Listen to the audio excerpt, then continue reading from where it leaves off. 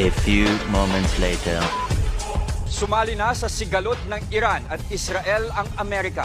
Binomba ng US forces ang tatlong pangunahing nuclear site sa Iran. Nasa frontline ng balitang yan, si Rainiel Pawi. Binalot ng makapal na usok ang lungsod ng Natanz sa Iran matapos ang surpresang airstrike. Ang gumawa niyan ang militar ng Amerika. Tatlong pangunahing nuclear sites ng Iran ang pinilay ng US forces. Kabilang na ang Fordo nuclear program.